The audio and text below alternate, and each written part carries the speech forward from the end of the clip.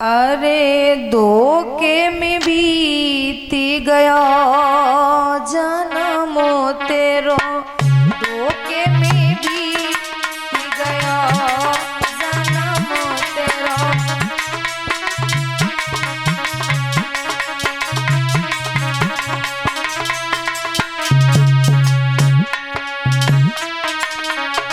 धोखे में बीती गया जन्मो तेरो, धोखे में बीती गया जन्मो तेरो।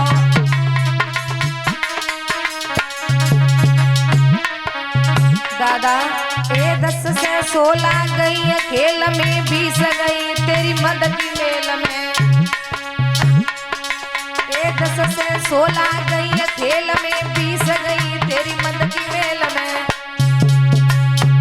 ए बचपन बीत गयो जन्मो तेरो, धोखे में बीत गयो जन्मो तेरो।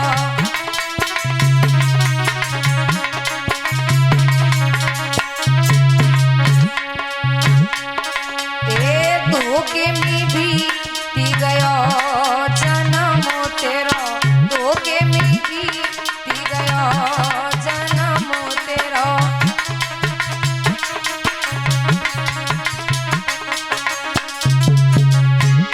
हे बालापन हंस खेली गमायो जो न बहो तब घूमन लागो। दादा हे बालापन हंस खेली गमायो जो न बहो तब घूमन लागो। ए तिरछी नजरी करे जन्मो तेरो, तिरछी नजरी करे जन्मो तेरो। धोखे में बीती गयो जन्मो तेरो, धोखे में बीती गयो जन्मो तेरो।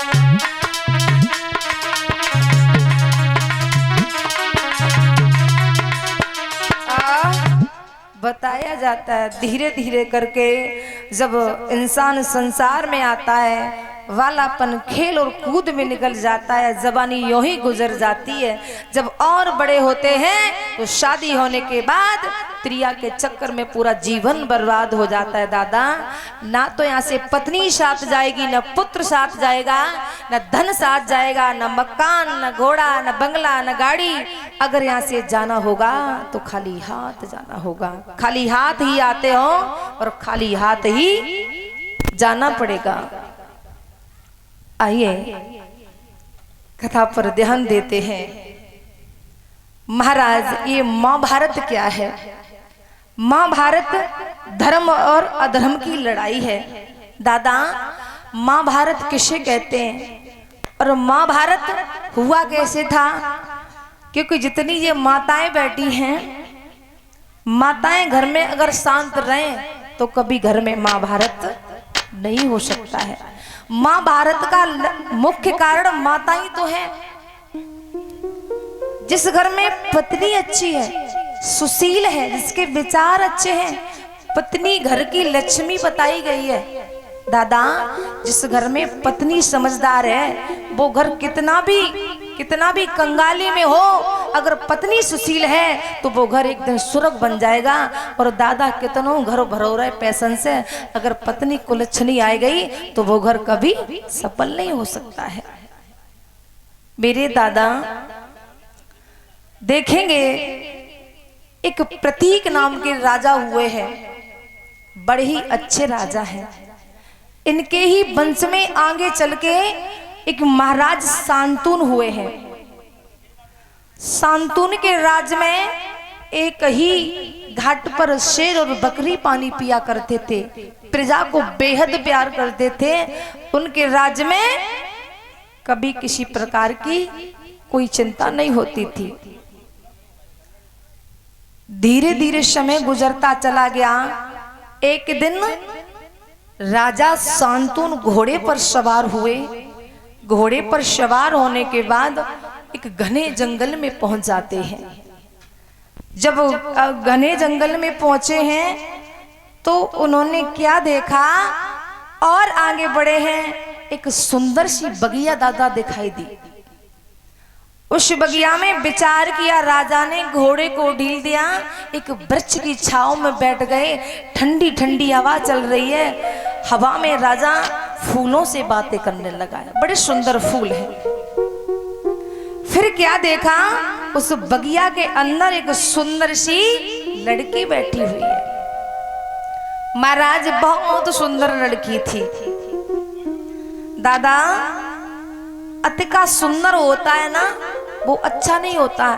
आपने देखा होगा गन्ना कितना मीठा होता है, वो कोलू के अंदर पेरा जाता है। याद रखना, दुश्मन जब भी आपके साथ में विश्वासघात करेगा, तब वो आपसे मीठी मीठी बातें करके। आपने देखा होगा नमक में कभी कीड़े नहीं पड़ते हैं और मिठाई में कीड़े अक्सर करके पड़ जाते हैं। मेरे बंधुओं, आज राजा शांतनु ने उस लड़की को देखा तो उसकी शोभा को देख करके वो मोहित हो गए। शिकार खेलना भूल गए। लड़की की सुंदरता देखी, राजा पागल हो गया, फिदा हो गया, आगे बढ़ा। लड़की बोली, अरे महाराज, आप हमें इस तरीका से क्यों देख रहे हो? जवाब दिया राजा ने, आप हमें बहुत सुंदर लग रही हो। लड़की बोली, पागल हो गए हो, एक राजा हो और भला दूसरी स्त्री पर, बहन बेटी पर नजर करना आपको शोभा नहीं देता है। राजा शांतनु बोले, कुछ भी करो, हम तो आपको देख के फिदा हो गए। बोले, एक काम करिए, आप हमारे साथ शादी कर लो। तो वो लड़की बोली, शादी? कहाँ? कि शादी तो हम कर लेंगे, लेकिन आपको हमारी एक शर्त मंजूर करनी पड़ेगी। राजा शांतनु, भैया औरत का जाली बहुत बुरा होता है, इसके आगे बड़े बड़े महर्षि तप गए, लेकिन नारी के चक्कर में जो भैया पड़ेगा वो बर्बाद तो ही होगा। दादा, देखा गया तो राजा पागल हो गया। बोला, कुछ भी करो, आप हमारे साथ शादी कर लो। जवाब दिया, शादी तो करेंगे, लेकिन एक शर्त है। बोले, क्या? वो लड़की बोली, हमारे घर कोई कितने भी समय पर आ सकता है, मैं कहीं जाऊं, कहीं बैठूं, किसी को घर पर बैठा लूंगी, लेकिन आप हमसे कुछ कह नहीं पाओगे। अंधा हो गया उस लड़की के प्यार में राजा शांतनु। बोला, आप जो भी करो, हमें कोई फर्क नहीं पड़ेगा, लेकिन आप हमारे साथ शादी कर लो, शर्त मंजूर है। बोले, ठीक है। दादा, वो लड़की कौन थी? वो लड़की गंगा थी, गंगा। आज गंधर्व विवाह हुआ राजा शांतनु के साथ, बड़े धूमधाम से विवाह हुआ, पति पत्नी प्रेम से रहने लगे हैं। लेकिन देखा जाए तो पति पत्नियों में आजकल प्रेम बहुत कम है।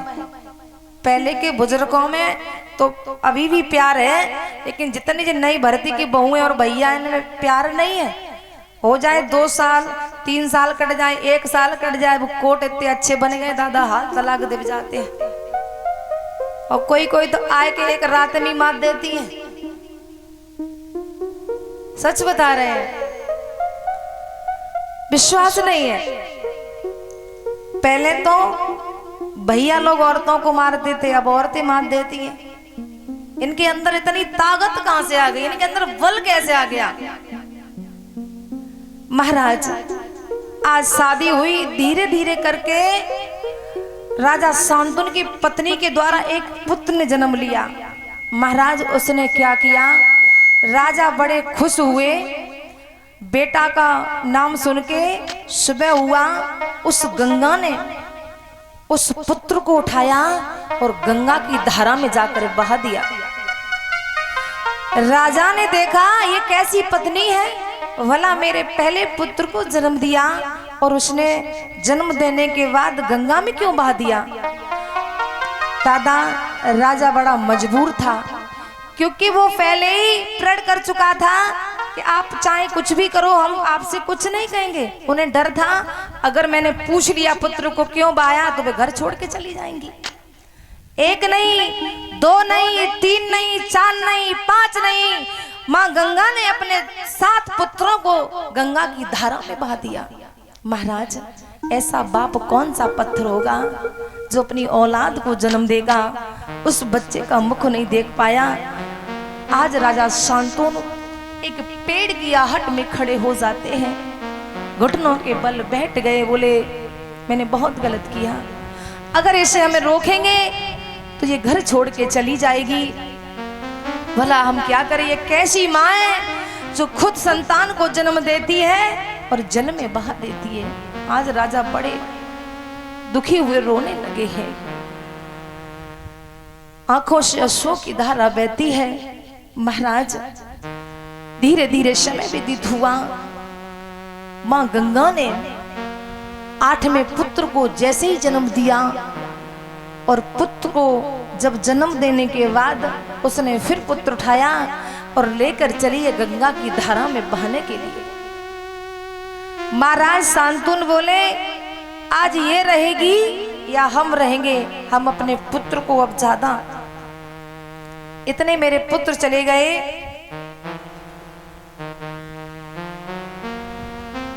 भला अब इस पुत्र की हम बलि नहीं दे सकते हैं। महाराज जैसे ही मां गंगा ने उस पुत्र को अपने हाथ में लिया और हाथ में लेने के बाद गंगा में पीतर जल में जैसे घुसी है, उसी समय राजा शांतनु ने आवाज लगा दी है, ठहर जा, बहुत हो गया, तेरी चाल मैंने बहुत देख ली, लेकिन मैं इस पुत्र को अब नहीं बहने दूंगा, ठहर जा। मां गंगा ने पीछे मुड़ के देखा, बोले हे राजा थोड़े दिमाग से काम ले, उस दिन की आप याद करो, आपने हमसे वादा किया था हम चाहे कुछ भी करेंगे, आप हमें रोकोगे नहीं, क्या अपना धर्म भूल गए। महाराज शांतनु बोले धर्म जाए भाड़ में, 7 पुत्र चले गए लेकिन अब इस पुत्र को नहीं कमाएंगे। माँ गंगा बोली आप हमें नहीं जानते हो, मैं गंगा हूँ, गंगा। राजा शांतनु बोले आप गंगा हो चाहे कुछ भी हो, मैं अपने पुत्र को अब नहीं बहाने देंगे। दादा उस पुत्र को जमीन पर रखा है और जमीन पर रखने के बाद गंगा की धारा में गंगा मैया प्रवेश हो जाती। बोल गंगे मैया की जय। आज जैसे प्रवेश हुई दादा, महाराज शांतनु ने उस बालक को उठाया, महलों में लेकर के आए हैं, नामकरण करवाया उस पुत्र का। उस पुत्र का नाम रखा गया देवव्रत। महाराज देवव्रत धीरे धीरे करके बड़ा हुआ। राजा शांतनु के दिल में विचार आए, अभी तो हमें जवानी है, भला हम दूसरा विवाह करें। घोड़े पर सवार हुए और देखा है एक लड़की नाव को चलाती है, नाव को। राजा शांतनु ने घोड़े को वहीं रोका और जवाब दिया है, बेटी तुम्हारा नाम क्या है। लड़की बोली भला तुम्हें क्या मतलब है बताइए। राजा बोले बता तो दो, आपका नाम क्या है, आप कहाँ की रहने वाली हो, इतना मुझे बता दो। महाराज उसी समय वो लड़की बोली मेरे बाप का नाम है निषाद राज, मेरे पिता मल्लाह हैं, मैं उन्हीं की बेटी हूँ सत्यवती। तो राजा उस लड़की को देखकर मोहित हुआ, विचार करने लगा भला इसी के साथ मेरी शादी हो जाए। और क्या बोला है वो,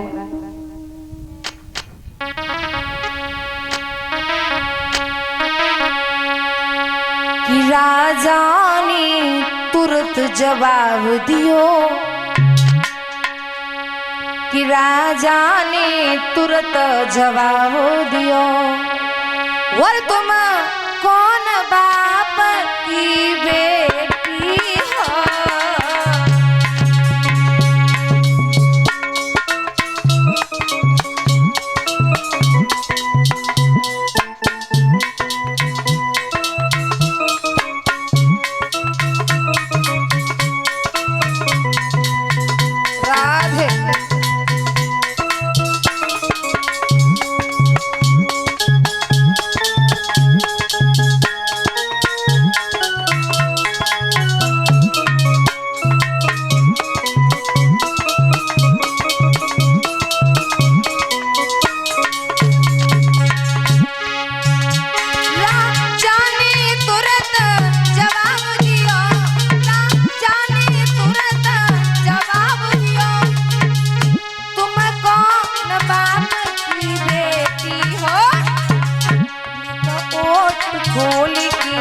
बतलाई दे, निकयो टिकोली की बतलाई दे, तुम ब्याही हो या कुआरी हो।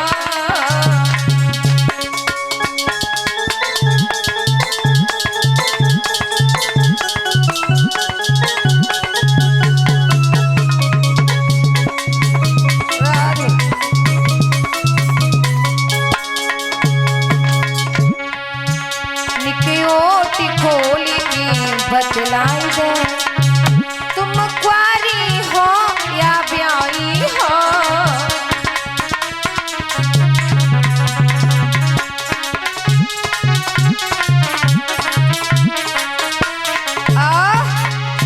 दादा राजा बोलो है, देखने में तो बहुत सुंदर लग रही हो, लेकिन ये बता दो आप शादीशुदा या कुआरी? वो लड़की बोली का पागल हो गए हो, तुम्हें क्या मतलब है? हमारी शादी हो जाए चाहे हम कुआरे हों। बोले आप हमारे साथ शादी कर लो। जवाब दिया बेटी ने, जब तक हमारे माँ बाप शादी नहीं करेंगे तब तक हम शादी नहीं करेंगे। दादा राजा शांतुन मनहीन होके महलों में आए।